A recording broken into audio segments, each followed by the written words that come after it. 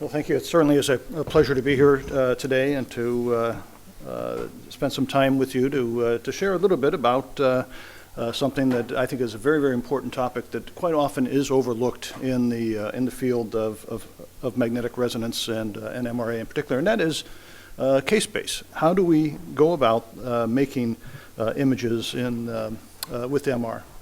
Now, as you probably know already, MR really has many deep roots. It's an amalgamation of many topics, intellectual areas of thought, physiology, chemistry, physics, and so on. Probably the deepest of the roots, though, is quantum mechanics. We're not going to get into those sorts of aspects of things today.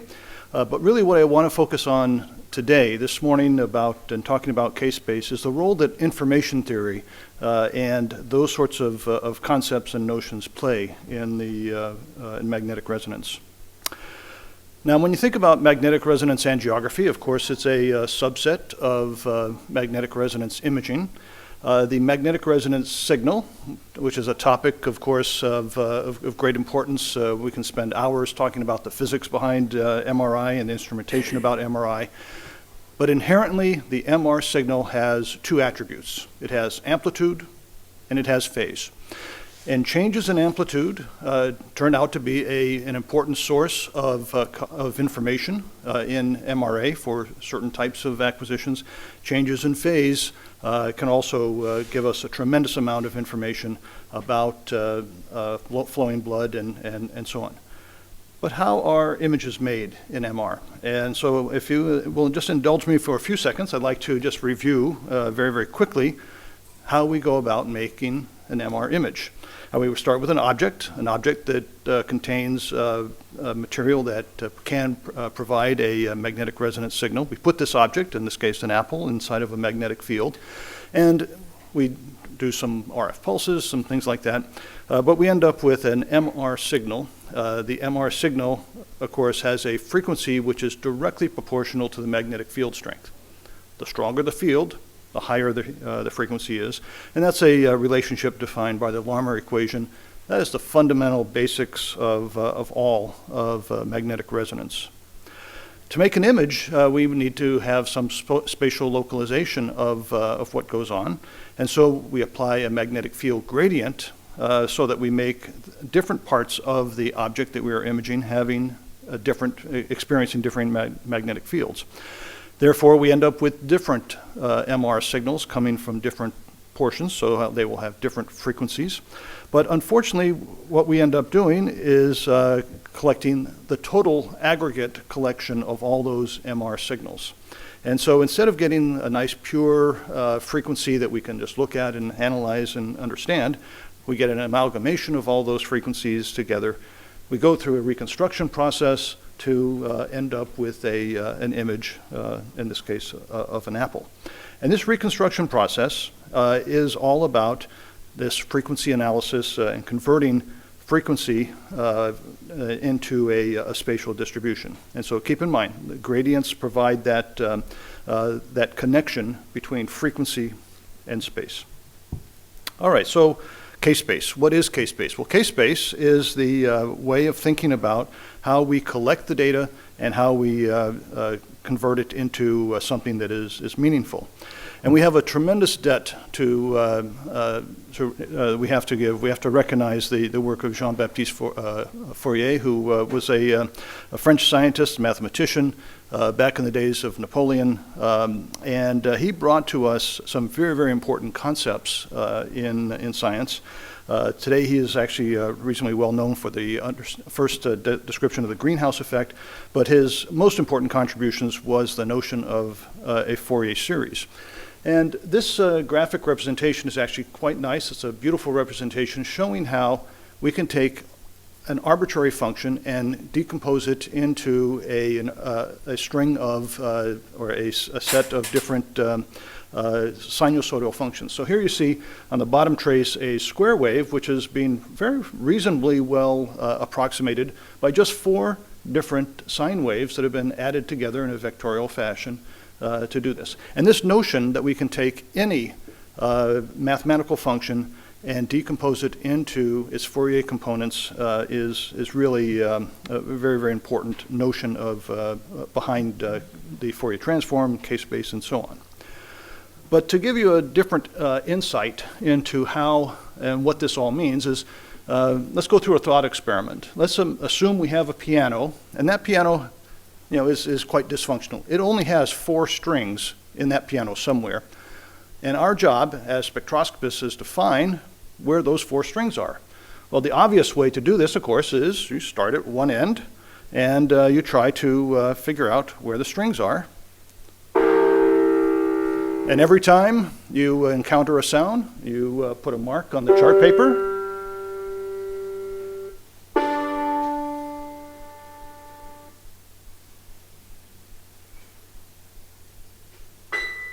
So, very simple, very straightforward, very obvious, very intuitive. We go from one end of the keyboard to the opposite, and we make a spectrum. Very easy. However, note that it takes, if we do this one key press per second, it takes approximately 88 seconds to acquire this entire spectrum. So it's not particularly efficient, but it is very, very intuitive. A different way to do this is to excite all the strings at once and to get a much, much more complex sound.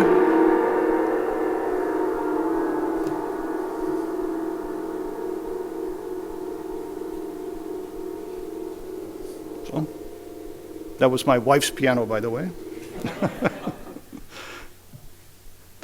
So the resulting sound, of course, is a very complex, rich set of waveforms that our ears really can't pick apart anymore. It's very, very jumbled mass. But all the information is there. Every one of those strings that are present are resonating and providing an aggregate signal, and we can take that signal, amplitude versus time, do a Fourier transform to make an amplitude versus frequency spectrum, and that is really what the Fourier transform is doing for us. Now, there are some advantages for doing this. Instead of collecting 88 different samples or 88 different points, we're collecting all the information that's there in one shot. And so we can acquire the data in, let's say, nominally a second, and we can do this over and over again. We can signal average and so on. So there's a tremendous efficiency in collecting the information that way. In the context of MR, of course, now we're back to our apple and our magnetic field gradient. We have this very complicated MR signal, which we can then Fourier transform to get an amplitude versus frequency, but frequency maps to space because of the way we do the spatial gradients.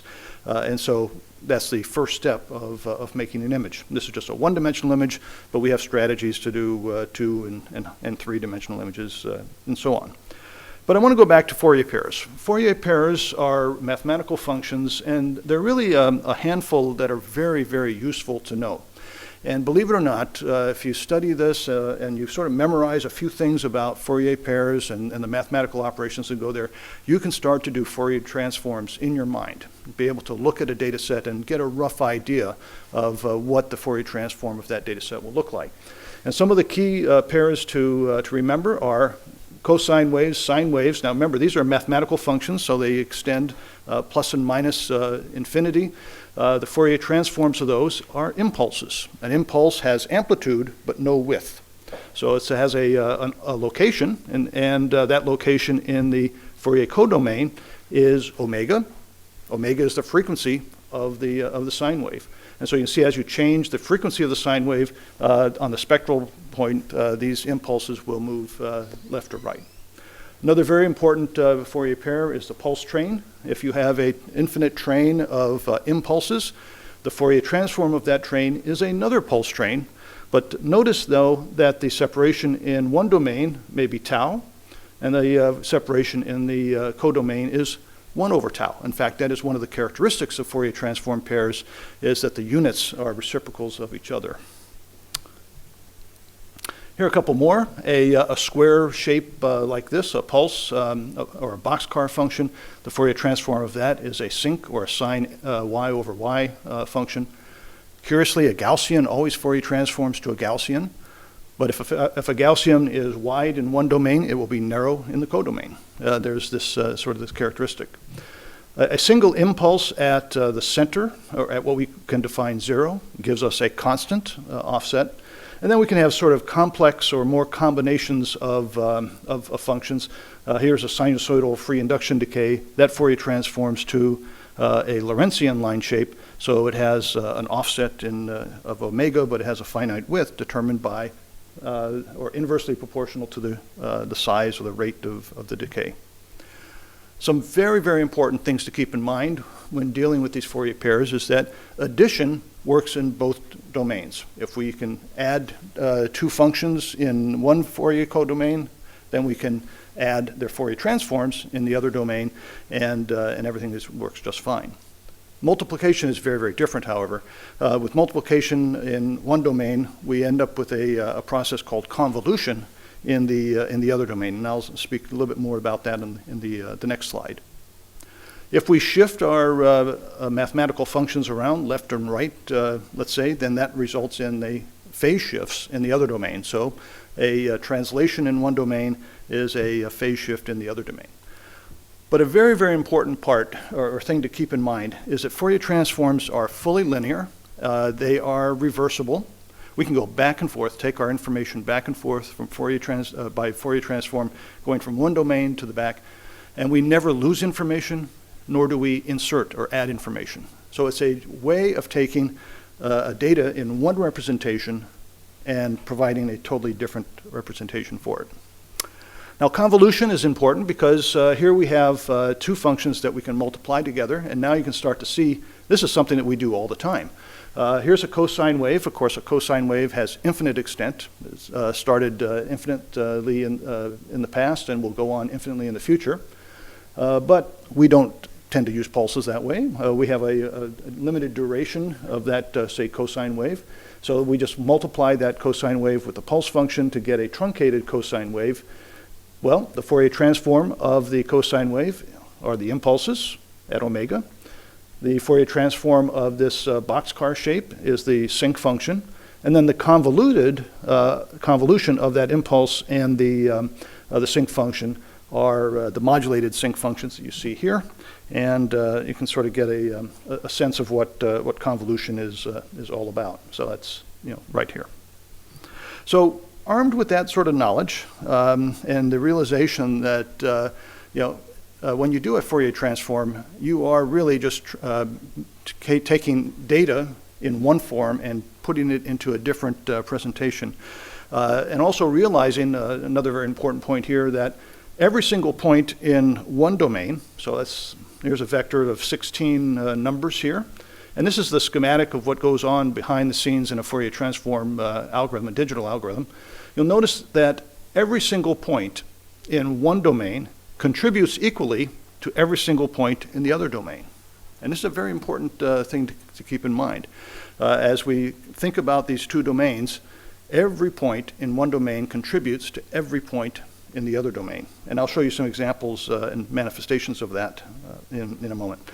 All right, so what can possibly go wrong? Well, this is Harry Nyquist. He was one of the fathers of modern information theory. And he observed that when we take an analog signal, and after all, our magnetic resonance signals are analog, and we sample them and digitize them, we have to be very careful on how we do that, because if we undersample, if we don't sample frequently enough, we can get an aliased presentation.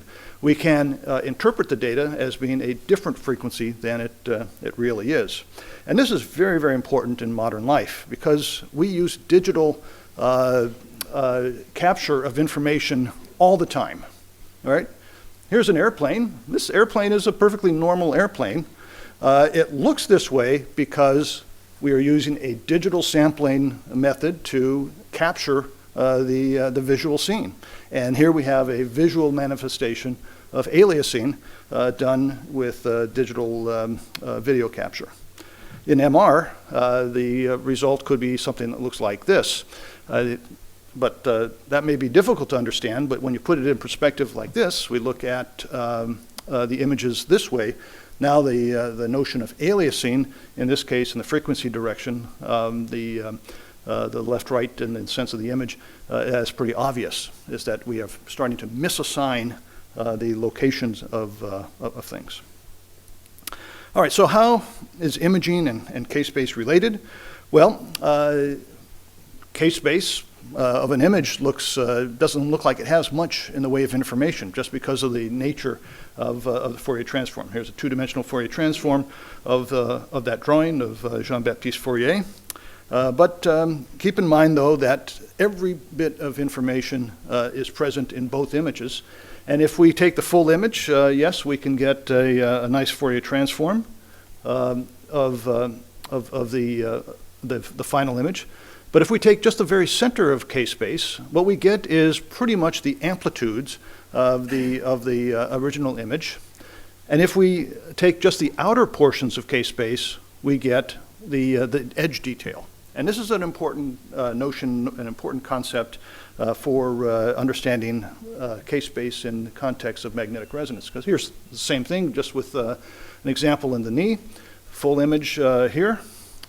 The center portion of K-space showing a sort of a low resolution, but the signal amplitude of the knee is there.